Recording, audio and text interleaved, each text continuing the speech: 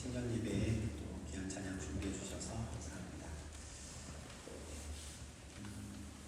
이 출애굽기 오늘 1장 8절 말씀부터 교독을 하였는데, 이 출애굽기라고 하는 책은 애굽, 그러니까 지금은 이집트죠. 애굽으로 이주한 야곱의 가족들과 또 그들의 이름, 그 숫자를 언급하는 것으로 시작을 합니다.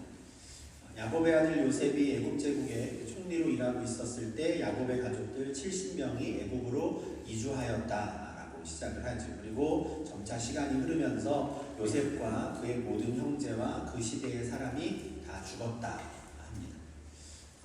1세대, 이민 1세대가 다 세상을 떠난 상황인데, 그러나 그들의 자손들은 그 애굽 땅에서 생육하고 불어나 번성하였다라고 7절에서 말씀합니다. 생육하고 불어나 번성했다라고 할 때 이제 어느 정도로 이들이 그러면 번성했는가에 대해서는 뒤에 나오죠. 민수기 1장 46절에 나오는데, 애굽으로 이주했던 야곱의 가족들이 70명이었는데 430년 뒤에 그들이 애굽 땅을 떠날 때 그때 인원 파악을 해보니 남자들의 수만 60만 3,550명입니다. 70명이 들어가서 430년 만에 남성들만, 전쟁이 가능한 군인들을 파악하는 거거든요. 젊은 남성 장정들만 60만 명이 넘는 어마어마한 민족이 됩니다. 이렇게 야곱의 후손들이 번성하게 된 것은 하나님께서 아브라함과의 약속을 지키신 결과였습니다. 창세기 12장 2절에서 하나님께서는 아브라함을 부르실 때 내가 너의 후손들로 큰 민족을 이루겠다 하셨거든요. 그리고 그 일을 실제로 인간의 시간 속에 역사 가운데 이루신 겁니다. 또한 1장 7절 하반절에서 이스라엘 자손이 온 땅에 가득하게 되었다라는 이 말씀은 그 앞에 생육하고 번성하여 가득했다라고 해서 창세기 1장 28절에서 하나님께서 아담과 하와에게 하셨던 말씀을 또 상기시키는 표현이기도 합니다. 하나님께서 최초의 인간 아담과 하와를 지으시고 그들에게 생육하고 번성하여 땅에 충만하라 하셨거든요. 근데 이 일이 애굽 땅에 거주하던 하나님의 백성들에게 이루어진 것이죠. 하나님의 언약의 백성들이 그 땅에서 생육하고 번성했고 그 땅에 가득해졌습니다. 창세기 12장에서 하나님께서 아브라함에게 약속하신 것, 그리고 창세기 1장에서 하나님께서 아담과 하와에게 명령하셨던 그 일이 애굽 땅에 거주하던 이스라엘 민족, 하나님의 백성들에게 이루어진 거죠. 그러니까 이스라엘 입장에서는 정말 감사한 일이고, 애굽 땅에 머물렀던 그 400년의 시간을 참 은혜의 시간이다, 축복의 시간이다 라고 할 수도 있을 겁니다. 인원이 늘어나는 것만 보면 그렇게 말할 수 있는 것이죠. 그런데 이스라엘은 그렇게 그 땅에서 하나님께 받은 은혜와 축복으로 인해 큰 환난을 당하게 됩니다. 이게 참 아이러니한 점이죠. 하나님께 받은 은혜와 축복이 오히려 환난을 받는 이유가 됩니다. 매우 강하여 온 땅에 가득하게 된 이스라엘 민족이 애굽 제국에 상당히 위협이 되었기 때문에 그렇습니다. 이민자들이 번성했을 뿐 아니라 매우 강해졌다라는 건 그 애굽 입장에서는 굉장히 신경 쓰이고 부담되는 상황입니다. 지금 대부분의 유럽 국가들이 이민자 정책을 어떻게 세워야 할 것인가에 대해서 많은 논쟁이 있는 것을 생각해 보면 이 당시 애굽의 상황을 어느 정도 이해할 수 있습니다. 그럼에도 불구하고 요셉이 애굽의 총리로 어떤 일을 애굽을 위해서 했었는가를 아는 왕들이 통치하는 시기까지는 괜찮았어요. 문제는 요셉을 알지 못하는 새로운 왕이 애굽을 다스리게 된 때부터입니다. 8절에 요셉을 알지 못하는 새 왕이라고 하는 표현이 있는데, 그냥 단지 이건 왕이 바뀐 걸 말하는 게 아니고요, 새로운 왕조가 들어섰다라는 뜻입니다. 요셉이 총리로 있었을 때 그 왕조가 이어질 때만 해도 괜찮았는데, 이제 완전히 새로운 왕조가 들어서니 그는 앞선 왕조의 왕들, 우리가 파라오라고 부르는 그 애굽의 왕들이 이스라엘 민족을 대하던 것과는 이제는 전혀 다른 태도를 보이는 것이죠. 새로운 왕조 입장에서는, 요셉을 모르는 새 왕 입장에서는 요셉을 비롯한 그의 후손들, 이스라엘 민족에 대해서 고마운 마음이 전혀 없습니다. 오히려 요셉이 총리로 있을 때 애굽 땅으로 이주해왔던 저 이스라엘 민족이 큰 골칫덩어리가 된 것이죠. 9절에서 이 애굽 왕이 애굽 백성들에게 이 백성 이스라엘 자손이 우리보다 많고 강하다라고 하는 말도 이런 맥락에서 이해해야 합니다. 신경 쓰인다는 것이죠. 저들이 저렇게 강해진 게 부담되는 겁니다. 이제 이스라엘은 더 이상 애굽에게 고마운 존재가 아니었어요. 애굽 전역에 번성하게 된 이스라엘은 애굽 사람들에게 어쩌면 위협이 될 수 있게 느껴지는 것이죠. 그 상황에서 왕이 저들이 우리보다 많고 강하다라고 하니 아마 그 말이 애굽 사람들의 마음을 흔들었을 겁니다. 국가 정책에 따라서 사람들의 반응이 달라지는 것과 비슷하죠. 저 이민자들을 어떻게 대할 것인가 달라지는 겁니다. 바로는 이스라엘 자손들을 이대로 두면 지금보다 더 많아질 것이고 더 강해져서 끝내는 우리에게 해가 될 거다라고 사람들에게 말해요. 외국과 전쟁을 할 때에 내부에 저들이 있다가 혹시라도 저들이 외부에 우리의 대적들과 결탁한다면 어떻게 될 것인가? 저들이 우리 땅에 살면서 우리의 대적들의 편에 서서 이 내부에서 소동을 일으키고 우리와 싸우기 시작한다면 우리에게 큰 위협이 될 것이다. 그래서 바로는 앞으로는 우리가 이스라엘을 좀 더 지혜롭게 대해야 한다라고 말을 합니다. 지혜롭게 대한다라는 건 뭐냐면 더 이상 그들을 선대하지 않겠다. 이제는 그들을 배척하고 탄압하는 정책을 세우겠다라는 것이죠. 그래야 그들이 더 이상 번성하지 못할 것이고 그들의 힘도 약화될 것이다 라고 생각을 한 거예요. 그래서 바로는 이스라엘 사람들 위에 애굽 사람들을 감독자로 세웁니다. 그리고 그들의 지도 아래 국고성들을 건축하게 해요. 국고성이라 그러면 이제 국가의 보물이라든가 특별한 물건들을 보관하는 창고거든요. 국가의 창고예요. 비돔과 라암셋이라고 하는 그 두 개의 국고성을 건설하는 일에 이스라엘 사람들을 동원했고 그들을 이제 노예로 쓰기 시작을 하는 겁니다. 이스라엘 민족의 지위가 한순간에 노예로 전락해버린 순간입니다. 본래 야곱의 가족들이 처음 70명이 430년 전에 이주해 왔을 때에는 바로 왕의 그 가축을 관리하는 일을 맡았거든요. 고센 땅에서. 너희들이 목축을 하는 사람들이니 그러면 내 가축도 너희가 돌봐라 라고 바로 왕이 야곱의 후손들, 야곱의 가족들에게 자기의 가축을 맡겼습니다. 어떤 의미냐면 이주해온 이방인들을 국가의 공무원으로 채용한 거거든요. 왕의 가축을 관리하는 공무원으로 채용하고 법적으로 시민의 권리를 누리게 해주는 겁니다. 총리의 가족이 왔으니까. 그런데 어느 날 그들로부터 그 모든 걸 빼앗는 겁니다. 시민으로서의 권리를 빼앗고 더 이상 애굽 사람으로 취급하지 않는 거예요. 노예로 전락시키는 것이죠. 애굽 사람의 감독과 지도를 받게 하는 겁니다.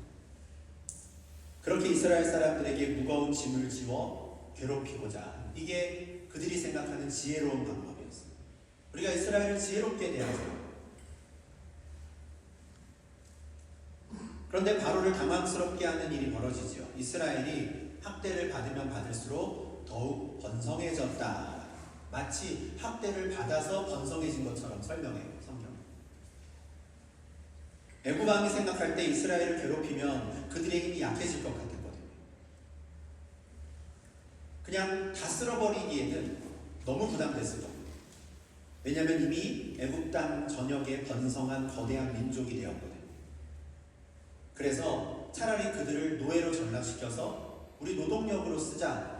그리고 그렇게 고된 일을 시키다 보면 그들의 세력도 약해지고 어쩌면 점점 죽어가는 사람들도 많아지지 않을까 기대했습니다. 그러나 그들은 도리어 강해졌습니다. 애굽 왕에게는 더 큰 고민거리가 된 거죠. 저들을 어떻게 대해야 할 것인가. 달리 방법이 없습니다. 점점 더 엄하고 과중한 일을 시키는 거예요. 이제는 그들의 일상생활까지 괴롭히기 시작합니다. 이제 그들은 노동만 해서는 안 돼요. 노동을 하며 동시에 농사도 지어야 한다. 흙 이기기와 벽돌 굽기와 농사의 여러 가지 일들을 다 하고 있습니다. 이스라엘의 어려움은 점점 더 커졌습니다. 그런데 아무리 일을 과중하게 시키고 이스라엘을 어려움에 빠뜨려서 그들의 힘을 약하게 만들려고 해도 이스라엘은 계속해서 번성해 가요. 과중한 노동으로 어떤 국가의 정책적으로 이스라엘의 힘을 약화시키고자 했던 이 첫 번째 계획이 실패하니까 애굽왕은 이제 두 번째 계획을 세웁니다. 아주 잔인하고 직접적인 계획이죠. 아들이 태어나면 죽이자.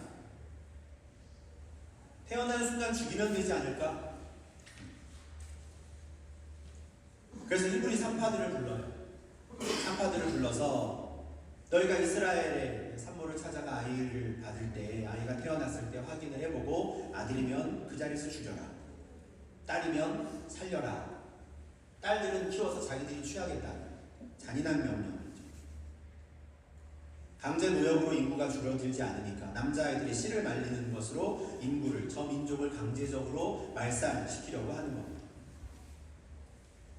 그런데 이번에는 히브리 산파들이 애굽왕의 명령을 따르지 않습니다. 17절 말씀처럼 그들이 애굽왕보다 하나님을 더 두려워했기 때문입니다. 그래서 남자아이가 태어나더라도 그대로 살려줍니다. 그리고 애굽 왕에게는 이렇게 보고하는 것이죠. 히브리 여인은 애굽 여인이랑 달라서 우리가 도착하기도 전에 먼저 다 아이를 낳아버렸습니다. 우리가 손 쓸 틈이 없었습니다. 거짓말이죠. 사실 이런 거 유초등부 친구들이 늘 질문합니다. 거짓말했는데 왜 복 주시나요? 이런 거. 십계명을 어긴 거 아닌가요? 산파의 말은 거짓말이었지만 하나님께서는 그들의 말과 행동을 그들이 애굽왕을 경외하는 자인가 하나님을 경외하는 자인가를 나타내는 신앙의 믿음의 행동으로 평가하십니다. 21절에는 그렇게 여호와를 경외하기를 택한 자들, 그들에게 하나님 베푸신 복에 대해 이렇게 설명합니다. 하나님이 그들의 집안을 흥왕하게 하신지라. 그들의 집안이 구체적으로 그럼 어떻게 흥왕하게 되었을까? 부자가 됐을까? 가축이 막 늘었을까? 잘 모르겠어요.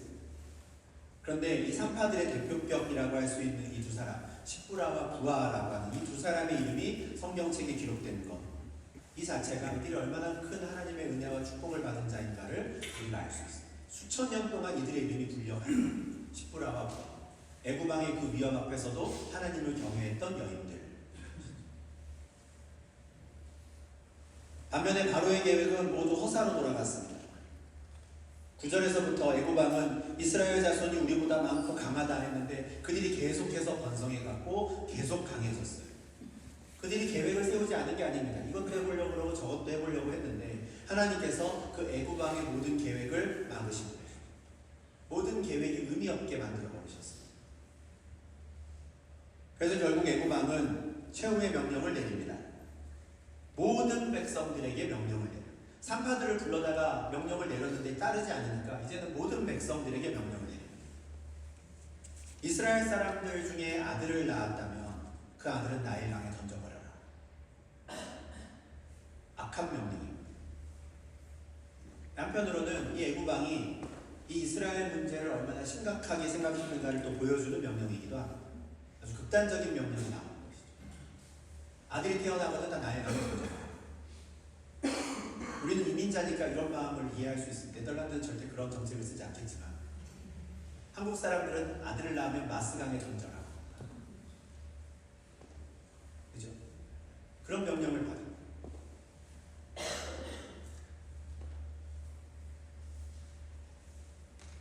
하나님께서 아브라함의 자손들과 함께 하셔서 그들이 생육하고 번성하고 강한 민족이 되게 하셨어요. 그 상황 속에 애굽왕은 할 수 있는 게 없었습니다. 이런 장면들을 보면 참 많은 생각을 하게 되는 것이죠. 이스라엘이 왜 이런 환난을 당합니까? 너희가 아들을 낳으면 나일강에 던져라 라는 명령을 왜 듣습니까? 하나님께서 그들을 축복하셨기 때문에. 애굽 땅에 그들이 거주하는 동안에 하나님께서 창세기 1장에서 아담과 하와에게 주셨던 말씀들을 그들 가운데 샘플로 이루어 가셨고 아브라함과 창세기 12장에서 약속하셨던 말씀을 하나님께서 신실하게 지키셨어요. 그러다 보니 이런 일이 벌어졌어요. 430년 동안 하나님께서 신실하게 아브라함과 약속을 지키신 결과 70명의 야곱의 가족들이 남자만 60여만 명에 이르게 되었는데 아브라함의 후손을 별과 같이 많게 하셨고 강한 민족이 되었는데 오히려 그로 인해 괴롭힘을 당합니다. 하나님께 축복을 받았더니 이 땅에서의 삶이 더 어려워졌어요. 히브리 산파들의 일도 그렇습니다. 히브리 산파들은 남자아이들이 태어났을 때에도 그들을 죽이지 않고 바로에게 거짓으로 고했어요. 난 하나님을 경외하겠다 선택을 한 것이죠. 근데 그 일로 인해서 더 악한 명령이 내려졌어요. 애굽 온 땅의 이스라엘 민족 모두에게 더 큰 어려움이 닥쳤습니다. 이전까지는 아들을 죽이지 않은 것에 대해서 산파의 핑계를 댈 수 있었거든요. 근데 이제는 그 책임이 고스란히 부모의 몫이 되었습니다. 바로가 그의 모든 명령에게 명령을 내렸기 때문에, 모든 백성에게 명령을 내렸기 때문에 이제는 이스라엘 여인이 임신을 하면 어떻게 되겠습니까? 주변에 있는 모든 애굽 사람들이 쳐다보겠죠. 저 집에 아이를 가졌는데 아들일까 딸일까? 태어나는 그날을 온 동네 사람들이 다 기다리고 쳐다봤습니다. 애굽 왕이 모든 백성에게 명령을 내렸기 때문에 태어났을 때 아들이래 딸이래가 중요했겠죠. 오늘 본문의 말씀을 생각을 해보면 하나님의 신실하심, 하나님의 신실한 사랑과 은혜와 하나님의 백성들이 이 땅에서 겪게 되는 많은 일들 사이에는 무엇인가를 공식화할 수 있는, 도식화할 수 있는 상관관계가 있는 것 같지는 않습니다. 우리가 보기에 모든 일이 술술 풀리는, 승승장구하는 것처럼 보이는 사람은 하나님의 사랑을 받은 사람, 누가 봐도 어려운 일을 당하고 있는 저 사람은 하나님께 벌을 받은 것이다 라고 기계적으로 생각할 수 없는 것이죠. 또한 이 땅에서 살아가고 있는 하나님의 백성들이 환난을 당한다고 해서, 어려움을 당한다고 해서 하나님께서 그들을 버리셨나 보다, 우리를 버리셨나 보다 이렇게 생각할 필요도 없는 것 같아요. 430년 동안 이스라엘이 경험했던 것은 하나님의 신실하심이, 그러나 그 신실하심 덕분에 오히려 환난을 당합니다. 물론 성도들을 바라보는 세상 사람들의 눈은 그렇지 않을 수 있습니다. 우리가 승승장구해야 하나님은 살아있나 보다, 하나님이 저들을 축복하나 보다 라고 말을 하고, 우리가 안 좋은 일을 만나면 세상의 신이, 저들의 신이 저 사람을 버렸나 보다 라고 말을 해요. 이게 그냥 세상 사람들의 관점이죠. 시편 42편은 그런 일을 당한 어떤 시편 기자의 기도이며 노래이거든요. 근데 시편 42편 3절에서 이 시편 기자가 이렇게 탄식하며 기도합니다. 하나님, 사람들이 하루 종일 나를 찾아와서 이런 말을 합니다. 너의 하나님은 어디 계신데? 내 하나님이 어디 있느뇨? 내 하나님이 어디 있느뇨? 하노니 내 눈물이 주야로 내 음식이 되었습니다. 내가 어려운 일을 당하니까 사람들이 와서 놀리는, 야, 너 하나님 믿는다면서, 너 하나님 어디냐? 너 하나님 살아계시다는데 왜 너가 이런 꼴을 당하고 있냐? 날마다 놀린다, 조롱한다는 거야. 내 눈물이 주야로 내 음식이 되었습니다. 사람의 관점이, 세상의 관점입니다. 이 땅에서 어려움을 겪는 성도들을 보면 너 하나님이 어디 있어? 라고 물어요. 믿음을 지키고 주의 말씀에 순종하는 삶을 살려고 애쓰고 고생하는 사람들을 보면, 야, 근데 너가 말하는 하나님이 진짜 살아있으면, 야, 너가 이렇게까지 하는 거 왜 가만히 계시냐? 하나님이 너희를 사랑한다면 너희에게 그런 일은 일어나지 않아야 되는 거 아니야? 조롱하기도 하고. 그러나 오늘 본문을 통해 우리는 성도들이 이 땅에서 어려움을 겪는다고 해서 그것이 하나님께서 우리를 버리셨다는 의미가 아니다라는 걸 분명히 배울 수 있습니다. 애굽 땅에서 하나님의 축복을 받은 이스라엘을 바로 왕이 박해했고 그들을 괴롭게 했지만 하나님께서는 여전히 그들과 함께 하셨고 그들을 말살하려는 자들의 모든 계획을 다 허사로 만드셨고 도리어 더욱 번성하고 강하게 하셨습니다. 바로가 하나님의 백성들을 박해하고 핍박하기 시작하니 하나님께서 직접 바로와 싸우기 시작하십니다. 하나님께서 이스라엘 백성과 함께 하시니 세상 권세자의 어떤 계획이나 힘도 이스라엘을 멈추게 할 수 없었습니다. 제가 어제 뉴스 보고 깜짝 놀랐는데 미국이 베네수엘라를 다 그냥 점령하다시피 해버렸더라. 가능한 일인가? 이래도 되나? 싶은 생각이 제일 먼저 들었습니다. 이 당시에 애국 제국의 왕은 지금 이 시대에 그 어떤 강대국과도 비교할 수 없는 위치에 있던 제국이에요. 그 제국의 왕이 한 민족을 말살시키려는 정책을 펴기 시작했는데 할 수 없었다. 자기 땅 밖에 있는 자들도 아닙니다. 제국 내에 있는 자. 그런데 그들을 어찌하지 못했습니다. 하나님께서 그들과 함께 하시고 그의 계획을 허사로 만드셨기 때문에. 이 1장의 내용은 우리에게 참 많은 것들을 고민하게 합니다. 애굽 땅에 있는 성도들, 하나님 백성들의 상황만 보면요, 그들의 상황은 점점 더 안 좋아집니다. 그죠? 점점 더 악화되어 가요. 그런데 우리는 그 가운데 나타나는 하나님의 일하심을 보게 되는 거죠. 우리는 이 싸움이 누구의 승리로 끝날 것인지를 알 수 있습니다. 1장은 이스라엘 민족이 아들을 낳으면 그를 나일강에 던지라 라는 애굽왕의 잔인한 명령으로 끝나지만 하나님께서는 그 명령도 무력하게 만드시겠구나 라는 걸 우리가 알게 되는 것이죠. 그런데 또한 우리는 이 본문을 통해 하나님께서 그와 같은 일들을 하실 때 하나님께서 그냥 하늘에서 강력한 능력을 막 보여주시면서 그 일들을 혼자서 다 하시는 게 아니다라는 것도 우리가 배우게 됩니다. 그 하나님의 전쟁에, 하나님의 싸움에 동참하며 그 승리를 함께 누리는 믿음의 사람들이 있었어요. 대표적으로 십부라와 부하라고 하는 자가 있어요. 바로는 태양의 아들이고요. 애굽에서는 신과 같은 자.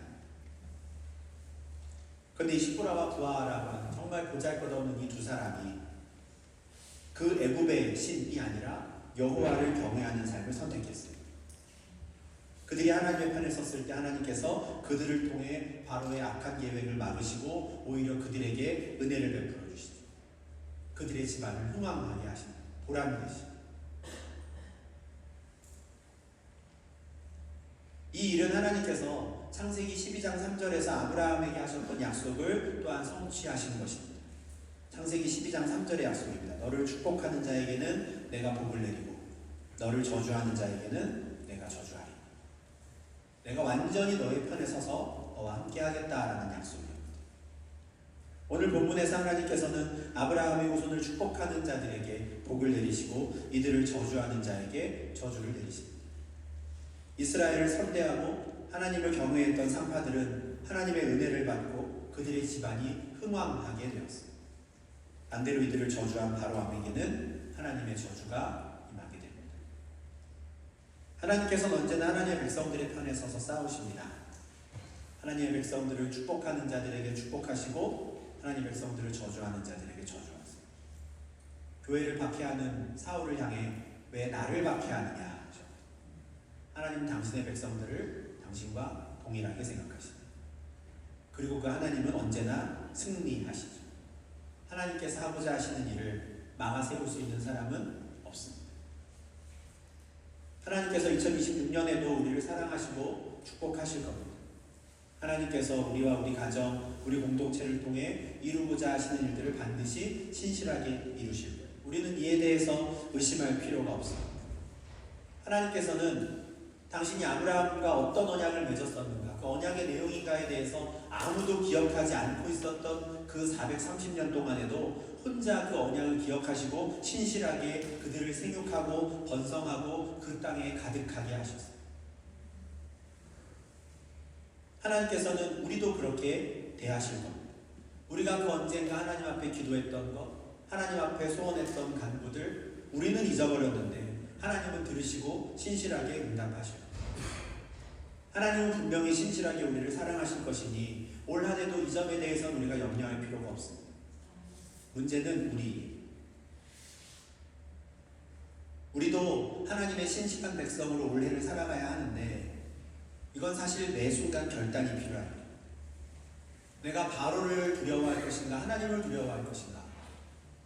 우리가 이 땅에서 벌어지는 수많은 그 순간들 가운데 나는 어떤 사람이 될 것인가를 우리는 결정해야 합니다.